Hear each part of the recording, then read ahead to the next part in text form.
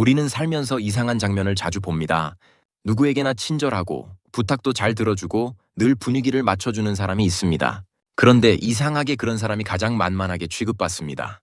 반대로 그렇게 싹싹하지 않아도 할 말은 분명히 하고 선을 넘으면 바로 반응하는 사람은 쉽게 무시당하지 않죠. 왜 그럴까요? 왜 어떤 사람은 착한데 존중받고 어떤 사람은 착한데도 자꾸 하대받을까요? 사람들은 보통 내가 주변 사람을 잘못 만났다고 생각합니다. 세상이 원래 무례한 사람들로 가득하다고요. 맞는 말입니다. 선 넘는 사람은 분명 있습니다. 하지만 그것만으로는 설명되지 않는 아주 소름 돋는 공통점이 하나 있습니다. 존중 못 받는 사람들은 하나같이 비슷한 신호를 반복해서 보내고 있다는 겁니다.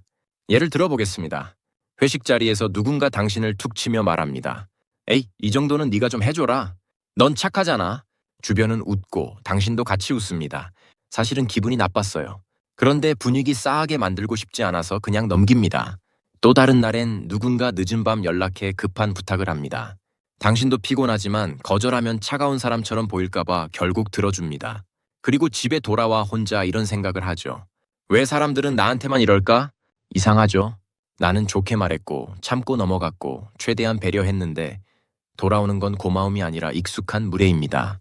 그런데 여기서 많은 사람들이 놓치는 게 있습니다. 상대는 당신의 배려를 배려로 배우지 않을 수도 있다는 겁니다. 오히려 이렇게 받아들일 수 있죠. 아, 이 사람한테는 이 정도 해도 괜찮구나. 존중은 부탁한다고 생기지 않습니다. 이미 나는 내 행동으로 상대에게 기준을 가르치고 있었던 겁니다. 불편해도 웃어넘기고 싫어도 괜찮다고 하고 상처받아도 별일 아닌 척하면 상대는 분명한 메시지를 받습니다. 이 사람은 자기 선을 잘 지키지 않는구나. 그리고 바로 그 지점부터 관계의 균형이 무너지기 시작합니다. 가벼운 심리학은 이렇게 우리가 놓치고 있던 마음의 작동 방식을 쉽고 선명하게 풀어드리는 채널입니다. 인간관계를 더 단단하게 바꾸고 싶다면 구독해 두시고 끝까지 함께 해주세요. 정말 존중 못 받는 사람들의 공통점은 무엇일까요? 말을 못해서일까요? 성격이 약해서일까요? 아닙니다. 진짜 공통점은 따로 있습니다. 그들은 남의 기분은 끝없이 살피면서 정작 자기 불편함은 너무 쉽게 포기합니다. 다시 말해, 남에게 싫은 소리 듣지 않으려고 자기 자신을 먼저 낮추는 습관이 있다는 뜻입니다. 그리고 더 무서운 건 사람들은 당신이 참아준 것을 미안함보다 허용으로 기억할 수 있다는 겁니다. 한번 웃어넘긴 무례는 농담이 되고 반복된 침묵은 관계의 질서가 됩니다. 왜 사람들은 이렇게까지 자기 감정보다 남의 기분을 먼저 살피게 되는 걸까요? 분명 기분이 나빴는데도 웃어넘기고 속으로는 싫은데도 괜찮다고 말하게 되는 이유는 뭘까요? 단순히 성격이 착해서일까요? 아닙니다. 그 배경에는 아주 익숙한 두려움이 숨어 있습니다. 회의가 끝난 뒤 동료가 당신에게 서류를 툭 밀며 말합니다. 이거 오늘 안에 좀 정리해 주세요. 어차피 이런 건 잘하시잖아요. 순간 기분이 묘합니다. 부탁 같지만 사실상 떠넘기기죠. 당신도 압니다. 지금 이건 공정한 요청이 아니라는 걸요. 그런데도 입에서는 이런 말이 나옵니다. 아, 네. 제가 해둘게요. 이때 많은 사람들은 자기가 배려심이 많아서 그렇게 대답했다고 생각합니다. 하지만 정말 그럴까요? 마음을 조금만 들여다보면 그 밑에는 전혀 다른 감정이 있습니다. 혹시 내가 거절하면 분위기 이상해지지 않을까? 괜히 예민한 사람처럼 보이지 않을까? 나를 까다로운 사람으로 볼까봐 두려운 거죠. 그러니까 우리가 제일 먼저 지키는 건 내 일이 아니라 내 기분도 아니라 상대의 표정입니다. 친구 관계에서도 똑같습니다. 어렵게 시간을 비워 약속 장소에 나갔는데 상대는 30분이나 늦고도 이렇게 말합니다. 에이, 너는 이런 거 이해해 줄 줄 알았지. 그 말을 듣는 순간 기분이 확 상합니다. 그런데 또 웃으며 넘깁니다. 서운하다고 말하면 속 좁은 사람처럼 보일까봐, 이 정도도 못 참는 사람처럼 보일까봐 자기 감정보다 관계의 표면을 먼저 지키려 드는 겁니다. 하지만 바로 그 태도가 관계를 망가뜨립니다. 사람은 당신의 속마음보다 당신의 반복된 반응을 더 정확하게 배우기 때문입니다. 한 번 참으면 상대는 안심합니다. 두 번 참으면 익숙해집니다. 세 번 참으면 확신하게 되죠. 이 사람은 밀어붙여도 괜찮다. 그때부터 배려는 배려로 끝나지 않습니다. 구조가 됩니다. 관계의 질서가 되어버립니다. 많은 분들이 말합니다. 나는 좋은 사람이고 싶었을 뿐인데요. 맞습니다. 정말 그랬을 겁니다. 그런데 좋은 사람은 친절해도 자기 기준이 있고 만만한 사람은 친절한 대신 자기 기준을 자꾸 접습니다. 겉으로는 비슷해 보여도 주변 사람들은 그 차이를 본능적으로 압니다. 더 무서운 건 이런 일이 반복되면 나조차 나를 가볍게 대하게 된다는 겁니다. 처음에는 남이 내 선을 넘는 것 같았는데 어느 순간부터는 내가 먼저 내 선을 지워버립니다. 괜찮지 않은데 괜찮다고 말하고, 싫은데 웃고, 억울한데 그냥 넘어갑니다. 그러다 마음속에 이런 문장이 남습니다. 내 감정은 별로 중요하지 않나 보다. 바로 그 순간부터 사람들은 내 말보다 내 태도에서 더 강한 신호를 읽기 시작합니다. 이 사람은 자기 자신을 뒤로 미루는 사람이구나. 결국 존중 못 받는 사람들의 가장 깊은 공통점은 남을 너무 배려해서라기보다 자기 감정을 지키는 순간 생길 긴장을 지나치게 두려워한다는 데 있습니다. 사람들은 왜 어떤 사람 앞에서는 조심하고 어떤 사람 앞에서는 점점 더 함부로 굴게 되는 걸까요? 말투 때문일까요? 체격 때문일까요? 직급 때문일까요? 물론 그런 요소도 영향을 줍니다. 하지만 인간관계에서 훨씬 더 빨리 읽히는 신호가 하나 있습니다. 바로 내가 불쾌했을 때 어떻게 반응하는가입니다. 누군가 당신에게 기분 나쁜 말을 툭 던집니다. 에이, 그건 네가 좀 부족해서 그런 거 아니야? 순간 얼굴이 굳습니다. 기분이 상하죠. 그런데 당신은 바로 웃으며 말합니다. 아, 제가 좀 그렇죠, 뭐. 겉으로 보면 분위기를 좋게 넘긴 것처럼 보입니다. 싸우지 않았고 민망한 공기도 만들지 않았으니까요. 하지만 정말 좋은 대응이었을까요? 그 순간 상대가 배운 건 당신의 여유가 아닐 수도 있습니다. 오히려 이렇게 받아들였을 가능성이 더 큽니다. 아, 이 사람은 이렇게 말해도 바로 선을 긋지는 않는구나. 우리는 보통 무례를 참으면 관계가 부드러워질 거라고 믿습니다. 그런데 현실은 정반대일 때가 많습니다. 한 번 참아주면 끝날 줄 알았던 무례가 두 번, 세 번 반복됩니다. 처음엔 농담처럼 시작했던 말이 나중에는 대놓고 하대하는 태도로 바뀌기도 하죠. 왜 그럴까요? 사람이 악해서만은 아닙니다. 사람은 본능적으로 상대의 경계를 시험하기 때문입니다. 여기까지는 괜찮은가? 이 정도 말은 받아주는가? 지금 이 부탁도 거절 못하는가? 상대는 계속 묻고 있고 당신의 반응은 계속 대답하고 있는 겁니다. 그러니까 존중 못 받는 사람들의 결정적인 행동 패턴은 단순히 착한 게 아닙니다. 선을 넘는 순간에도 넘지 말라는 신호를 보내지 못하는 것. 바로 이것입니다. 웃지 말아야 할 순간에 웃고 괜찮지 않은데 괜찮다고 말하고 상처받았는데도 별일 아니라는 듯 넘겨버리는 것. 문제는 이것이 단순한 성격 문제가 아니라는 데 있습니다. 이건 습관이고 반복이고 결국 자기 자신을 대하는 방식입니다. 명절 자리에서 누군가 당신의 외모나 돈 문제를 가볍게 들쑤십니다. 직장에서는 상사가 선 넘는 농담을 하고 동료가 은근히 일을 미룹니다.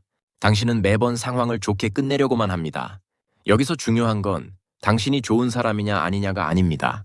그 반복된 반응이 주변 사람들에게 어떤 인상을 학습시키느냐는 겁니다. 사람들은 당신이 속으로 얼마나 힘들었는지는 모를 수 있습니다.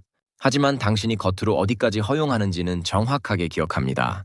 그래서 많은 분들이 나중에 폭발합니다. 오랫동안 참다가 어느 날 갑자기 크게 화를 내죠. 그런데 이상하게도 그 순간조차 존중받지 못합니다. 왜 저래? 원래 안 그러던 사람이. 별것도 아닌 걸로 예민하네. 억울하죠? 나는 별것 아닌 일로 터진 게 아닙니다. 수십 번의 무례와 침묵이 쌓여서 터진 건데 사람들은 마지막 반응만 봅니다. 왜냐하면 그전까지 당신이 보여준 모습은 다 괜찮다는 신호였기 때문입니다. 결국 존중은 큰 소리에서 나오지 않습니다. 처음 선을 넘는 그 작은 순간에 내가 나를 어떻게 대하느냐에서 시작됩니다. 그저 내 표정이, 내 침묵이, 내 말 한마디가 말해주면 됩니다. 여기까지입니다. 나는 나를 가볍게 대하지 않는 사람이라고요. 그런데 많은 사람들이 여기서 이렇게 말합니다. 그럼 저도 이제부터 세게 나가야겠네요. 하지만 그건 또 다른 오해입니다. 존중은 목소리를 키운다고 생기지 않습니다. 오히려 너무 늦게 폭발하면 내 진심은 전달되지 않고 감정만 과해 보이기 쉽습니다. 그러니까 중요한 건 세게 말하는 법이 아니라 가볍게 넘기지 않는 법입니다. 누군가 또 선을 넘는 말을 했다고 해보죠. 예전에 당신은 아마 어색하게 웃었을 겁니다. 분위기 싸해질까봐, 내가 예민한 사람처럼 보일까봐 그냥 넘어갔겠죠. 그런데 그 순간 꼭 긴 말을 할 필요는 없습니다. 변명도 설득도 필요 없습니다. 딱 3초만 침묵해보세요. 그리고 상대를 조용히 바라보세요. 이 짧은 침묵은 생각보다 훨씬 강한 신호가 됩니다. 사람들은 그 순간 바로 느낍니다. 아, 내가 방금 선을 넘었구나. 왜냐하면 늘 웃어넘기던 사람이 웃지 않으면 거기서 이미 공기가 달라지기 때문입니다. 우리는 침묵을 약하다고 오해합니다. 아무 말도 못하는 것 같고 지는 것처럼 느껴지죠. 하지만 지금 말하는 침묵은 다릅니다.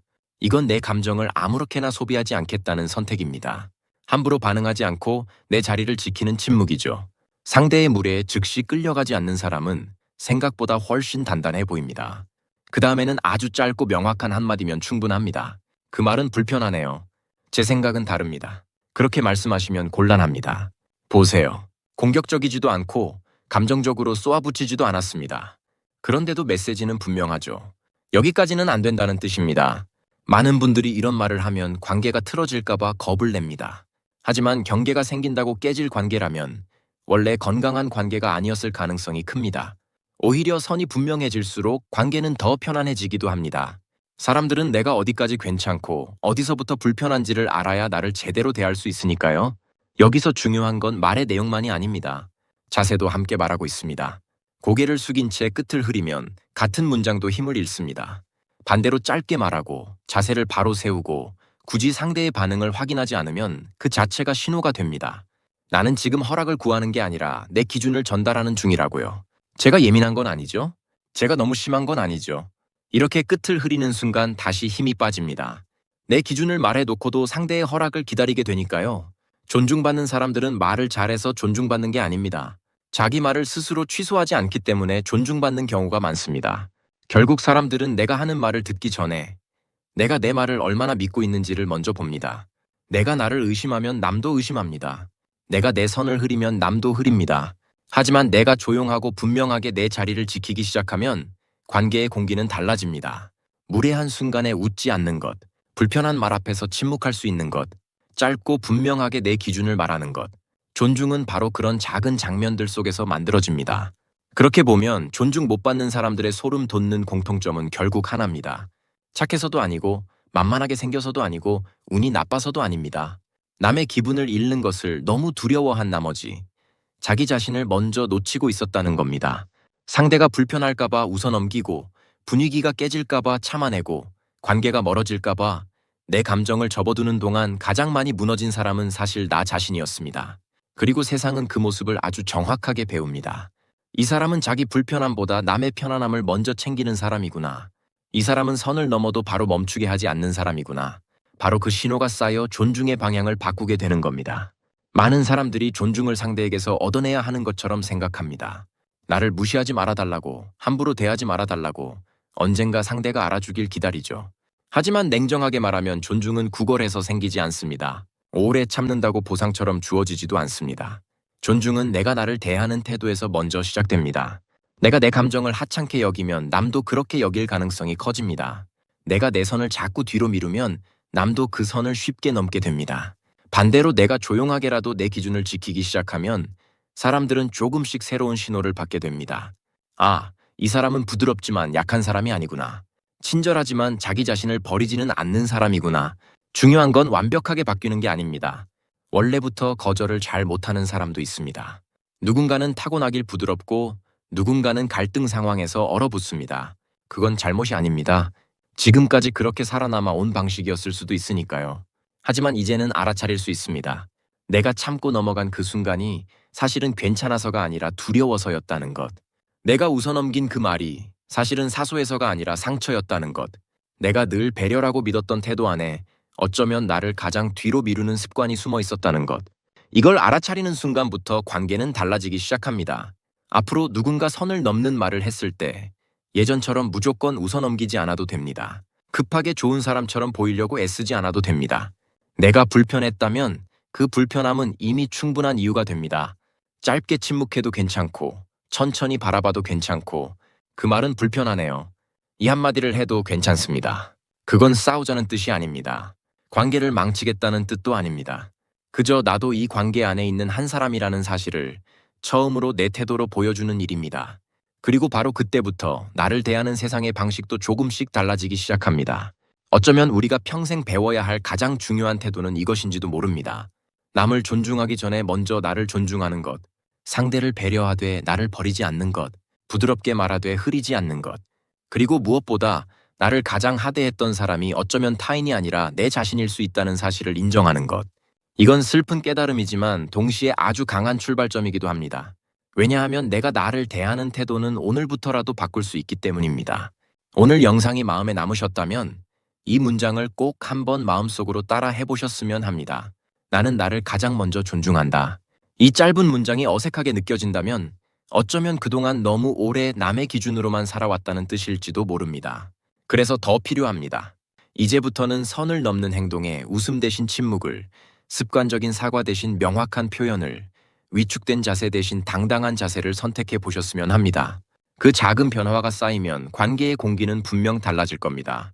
오늘 가장 마음에 남은 문장이나 여러분이 이제부터 지키고 싶은 단 하나의 기준이 있다면 댓글로 남겨주세요. 그리고 스스로에게 다짐하듯 이렇게 적어보셔도 좋겠습니다. 나는 나를 가장 먼저 존중한다.